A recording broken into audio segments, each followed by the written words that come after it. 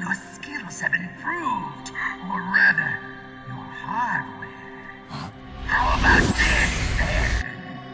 Witness my psychokinesis. Put your controller on the floor. Put it down as flat as you can. That's good. Now, I will move your controller by the power of my will alone.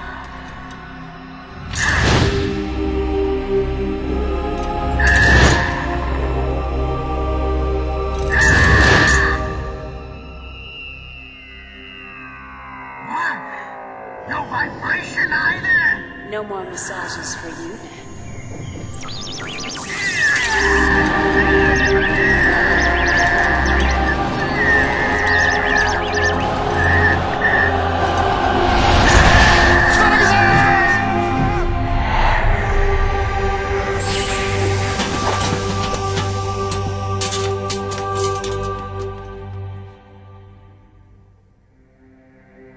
The spirit of the warrior will always be with you.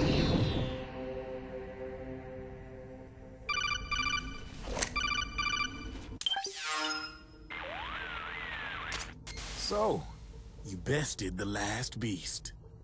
That doll you just picked up lets you manipulate anybody who's got nanomachines in them. Sounds like something the devil's cooked up, if you ask me. Mantis came from South America. She was born and raised in a country racked by never-ending civil wars. Her village was attacked by enemy forces and burned to the ground. This was when she was still a little girl. Hunted by enemy death squads, she was separated from her family. She barely managed to escape with her life. Ended up in the basement of this one building. It was full of corpses that had been dumped there. Almost all of them had been tortured to death. She was petrified with fear. And then, she heard the sound of heavy boots on the floor above her, followed by shrieking screams. The kind that would make every hair on your body stand straight up. She had stumbled across a makeshift torture chamber. Somebody'd locked the door, and she was trapped. It was dark, it was dank, and it was full of a wretched stench.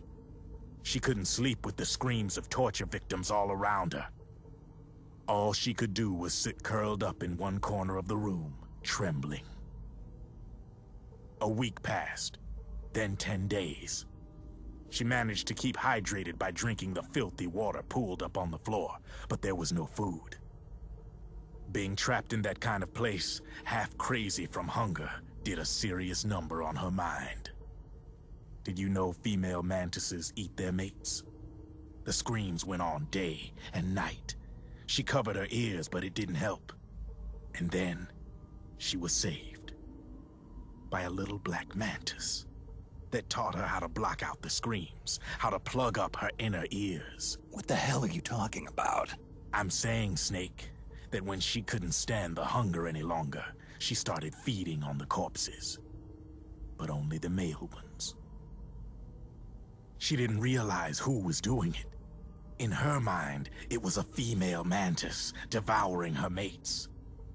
It was like one big twisted waking dream. There was no mantis, of course. It was all a hallucination. Nothing more than some story spun by another person she'd created inside. Her unstable mind was what made her so vulnerable. Later, they ripped out what was left of her psyche with drugs and hypnosis and implanted the persona of Psycho Mantis. It wasn't her will that controlled the B&Bs. It was Psycho Mantis, half assimilated into her soul, pulling the strings. Screaming Mantis was just another puppet. Anyway, she survived several weeks down in that hellhole and finally got back to the surface. But the screams in her head didn't subside. They would always be with her. Only this time, they weren't real. The inner earplugs didn't work anymore. The black mantis had disappeared.